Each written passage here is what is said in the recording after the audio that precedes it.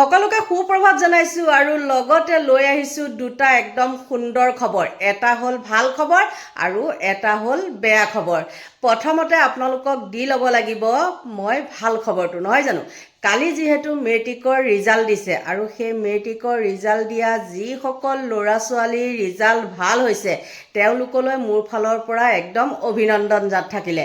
আৰু লগতে কওঁ, মোৰ নিজৰ বৰ্তা বৰ্তাৰ 3টা ল'ৰা ছোৱালী, ককায়েক ভায়েক বায়েক আৰু গোটেইকেইটাৰে ল'ৰা ছোৱালীৰ ৰিজাল্ট একদম সুন্দৰ হৈছে আৰু তেওঁলোকে গোটেইকেইজনে ফাৰ্ষ্ট ডিভিজন পাইছে আৰু 1টা 5টা 3টা এনেকৈ লেটাৰ পাইছে তেওঁলোকে। আৰু লগতে এই ল'ৰাজন যে মই থামলেনত লগাই দিছোঁ দেখিছানে, এই ল'ৰাজনৰ ঘৰ হ'ল ধিঙত। আৰু তাক মই এই ল'ৰাজনক মই কিয় নাজানো, তাক দেখাৰ পৰাই মোৰ ডাঙৰটো ল'ৰাৰ লগত তাৰ চেহেৰাটো মিল আছিলে। সৰুকালত যেতিয়া সি পঢ়ি আছিলে 8-9ত তেতিয়া একদম হুবহু এই ল'ৰাটোৰ নিচিনাই। তাৰপিছত তাৰ লগত মোৰ ভাল হেৰি হ'ল, কথা বতৰা পাতি থাকোঁ, মাকৰ লগতো পাতোঁ, ধিঙত ঘৰ তেওঁলোকৰ। তাৰপিছতে খুব ভাল আৰু। কিন্তু কি হৈছে, মাজতে তাৰ লগত মই কথা বতৰা নপতা হৈছোঁ। নপতা হোৱা কাৰণটো কি, ময়ো ব্যস্ত থাকোঁ আৰু সিও পঢ়িব লাগে, নহয় জানো? কিন্তু মোৰ কিছুমান ঘৰুৱাহী প্ৰব্লেমত আজি কি হ'ল জানেনে, যেতিয়া সি মোক মেছেজ দিছে কি খবৰ, কি কৰিছে বুলি, মই কৈছোঁ আজিতো ৰিজাল্ট দিছে, অহাবাৰ তোমাৰ দিব লাগিব দেই, তোমাৰ যাতে ভাল হয় সেই বুলি ক'লোঁ। সি কৈছে মোৰ ৰিজাল্ট ভাল হৈছে। তেতিয়া লগে লগে ফোন কৰি হ'ল। সি ফোন কৰিলে, ক'লে আৰু কথাটো যে এনেকুৱা হৈছে ৰিজাল্ট। আৰু সঁচাকৈ মোৰ বহুত ভাল লাগিছে। আৰু তাক কিয় নাজানো, মোৰ একদম সঁচাকৈ মোৰ নিজৰ ল'ৰা নিচিনা লাগে। গতিকে তাৰ খবৰটো আপোনালোকক দিলোঁ। আৰু মোৰ বৰ্তাৰ ছোৱালী 3জনী, গোটেইকেইটাই ককায়েক ভায়েক ভনীয়েক, ককায়েক ভায়েক আৰু বায়েকৰ ল'ৰা ছোৱালী গোটেইকেইটাই একেলগে মেট্ৰিক দিছে আৰু গোটেইকেইটাই ল'ৰা ছোৱালীৰ ৰিজাল্ট ভাল হৈছে। মই কৈছোৱে নহয়, 5টা 3টা 1টা এনেকৈ লেটাৰ পাইছে। আৰু লগতে মোৰ য'ত নেকি মই নতুনকৈ ঘৰ বনাই আছোঁ সেই ৰিজাল্টটো মই বেছি ভাল বুলি ক'ব লাগিব। কিয় জানেনে, যিজনী ছোৱালীৰ কথা মই এতিয়া আপোনালোকক ক'ম, মই তেওঁলোকৰ ছোৱালী যিহেতু 4জনীয়েই দেই, ল'ৰা সেই গতিকে ল'ৰাটোৰ ফটোখন লগাই দিছোঁ, ছোৱালীকেইজনী ফটো মই লগাই দিয়া নাই।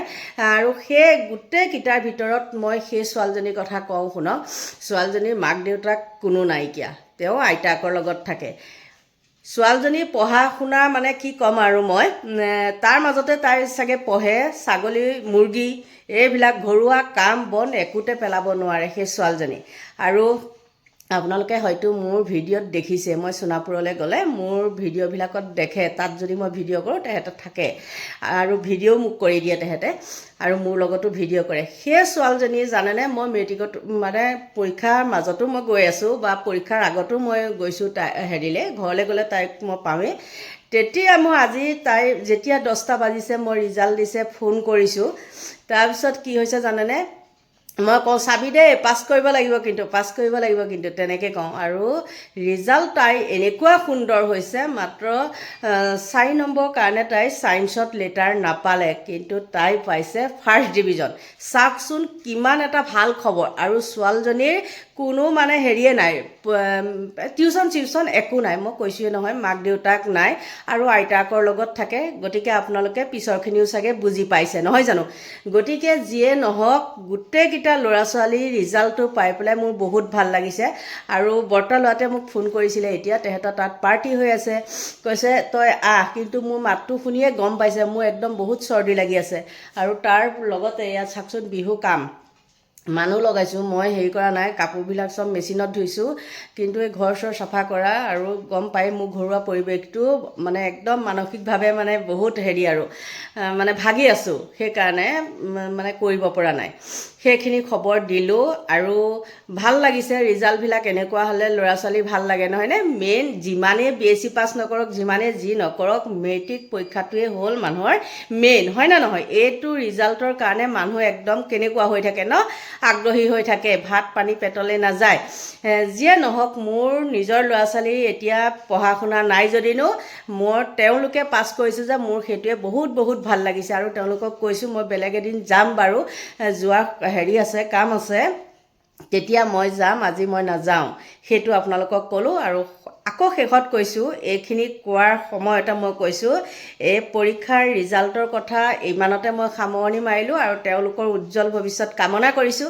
আৰু লগতে এতিয়া মই কওঁ শুনক, যিবিলাক দেশত এনেকুৱা কিছুমান মানে অসমত এতিয়া বৰ্তমান পৰিস্থিতি সৃষ্টি হৈছে, আপোনালোকে দেখিলে কালি মেট্ৰিকৰ কালি ভোট হ'ল আৰু আজি মেট্ৰিকৰ ৰিজাল্ট দিলে। যিয়ে নহওক, সেইটোত আমাৰ ক'বলগীয়া নাই। শিক্ষা বিভাগৰ ওপৰত মই তেনেকৈ নকওঁ, 2 নম্বৰী দেখিলে বাৰু ক'ম, কিন্তু ৰিজাল্ট দিছে, তাৰ পিছতহে ওলাব ক'ত কি হৈছে নহৈছে, নহয় জানো?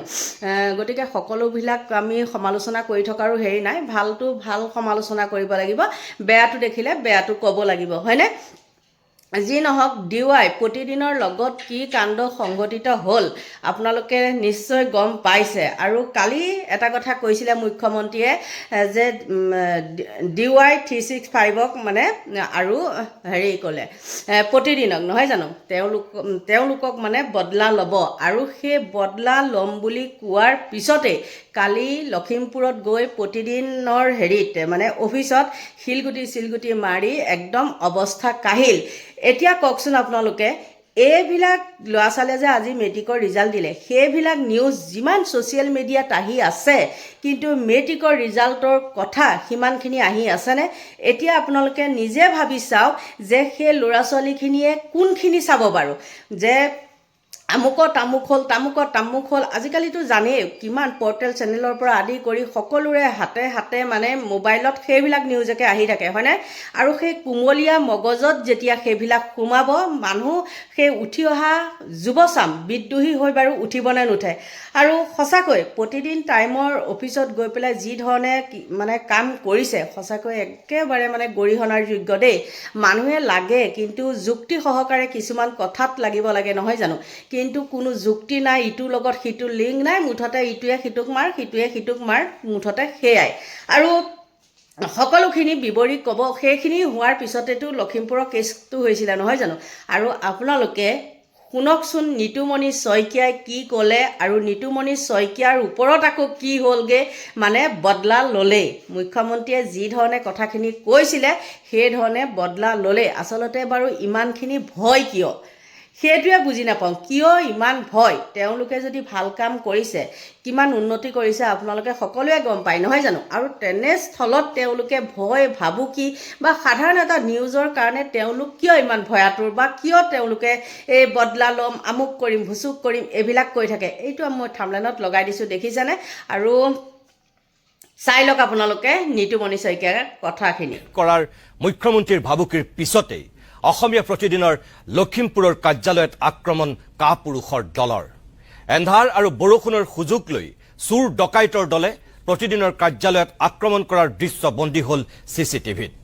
আৰক্ষীয়ে ঘটনাৰ সন্দৰ্ভত তদন্ত আৰম্ভ কৰিছে যদিও পোনপটীয়াকৈ উত্থাপন হৈছে এক প্ৰশ্ন, এই তদন্তৰ আওতালৈ উচতনিমূলক মন্তব্য দিয়া মুখ্যমন্ত্ৰী ডক্টৰ হিমন্ত বিশ্ব শৰ্মা আহিব নে নাহে? মুখ্যমন্ত্ৰীৰ উচতনিত অসমীয়া প্ৰতিদিনৰ কাৰ্যালয়ত আক্ৰমণ কাপুৰুষৰ দলৰ। পুৱতি নিশা অসমীয়া প্ৰতিদিনৰ লখিমপুৰৰ কাৰ্যালয়ত শিলাবৰ্ষণ দুৰ্বৃত্তৰ।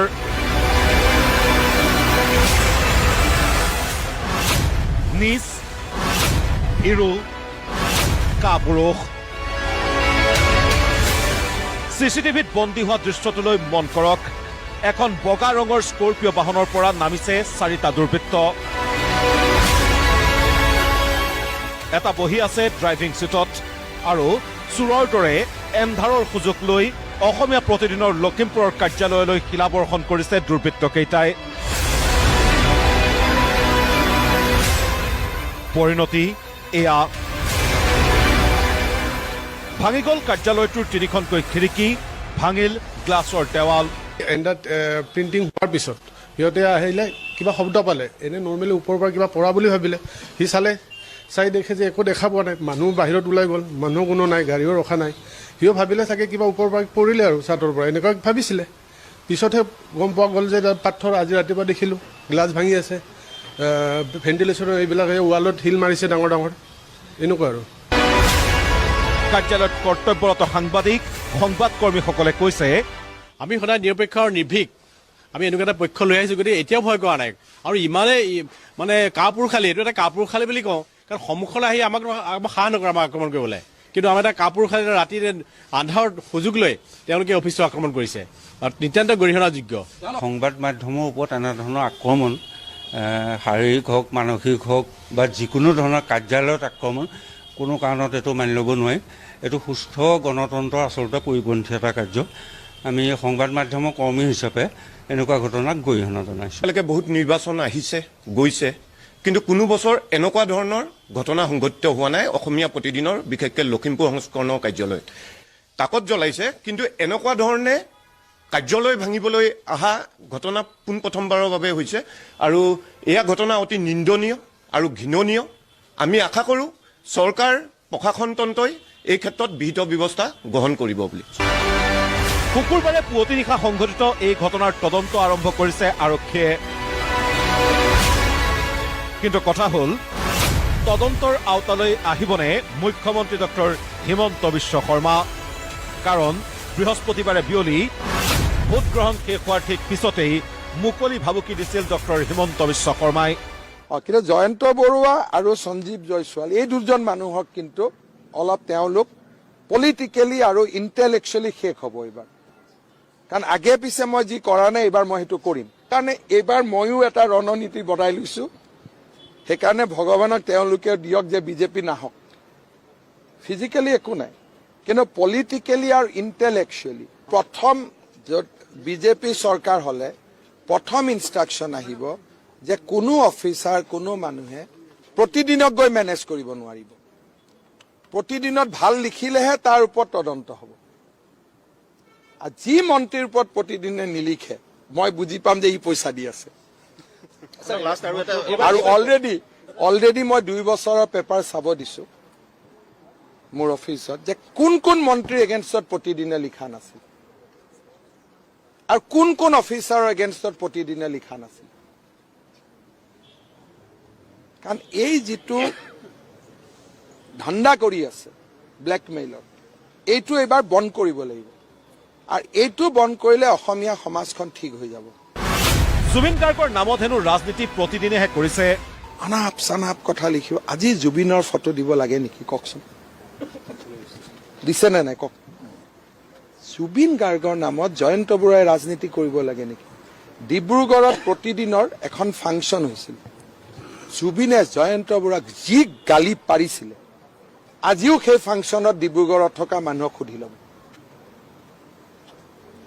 আৰু জুবিন গাৰ্গৰ বিষয়ে আটাইতকৈ বেয়াকৈ কোন পেপাৰত লিখিছিলে প্ৰতিদিনে লিখিছিলে আৰু আজি প্ৰতিদিনে জুবিনৰ ফটো দি পেলাই হিমন্ত বিশ্ব শৰ্মাৰ এগেইনষ্টত ৰাজনীতি কৰিব খোজে মুখ্যমন্ত্ৰীৰ বিৰুদ্ধে প্ৰতিদিনে বাতৰি কৰিলে তেওঁৰ হেনো ৰেংক বাঢ়ে 2009 এক কাণ্ড আৰম্ভ হৈছিল মোক গালি গালাজ কৰা 9 মই 11ৰ পৰা 9 16 18 মই যেতিয়াই গালি পাৰে মোৰ ৰেংকটো ওপৰত গুচি যায় কাৰণ অসমৰ মানুহে মোক অবাবতে গালি পাৰাটো ভালেই নাপায় ইমানেই মোক ব্যক্তিগত আক্ৰমণ কৰে মোৰ 2টা ভোট বাঢ়ে এইবাৰো আপোনালোকে দেখিব জালুকবাৰী সমষ্টিত মই বহুত অভিলেখ ভোটত জিকিম যদি হিমন্ত বিশ্ব শৰ্মা নাথাকিলেহেঁতেন এইবিলাক মানে পদ্মশ্ৰী পদ্মভূষণ পাই গ'লেহেঁতেন কিন্তু এটা কেৰেক্টাৰ মইহে জানো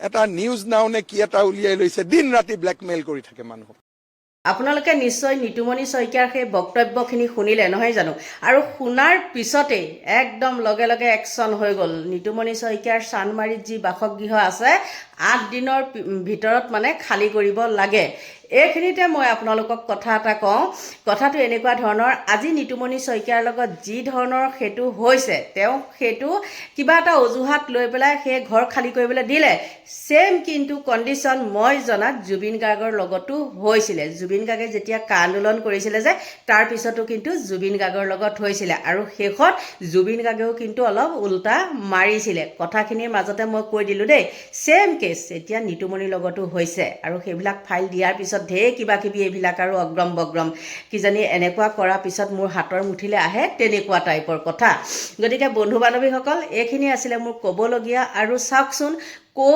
কিবা এটা কয় নহয় বোলে এইখিনিতে মাৰিলোঁ টিপা গড়গাঁও পালেগৈ শিপা ঠিক তেনেকুৱা হ'ল মুখ্যমন্ত্ৰীয়ে ইয়াত কথাটো ক'লে কিন্তু লখিমপুৰত একশ্যন লৈ ল'লে আৰু ইফালে একদম চানমাৰিত একশ্যন লৈ ল'লে আপোনালোকৰ পৰা লৈছোঁ বিদায় বাই বাই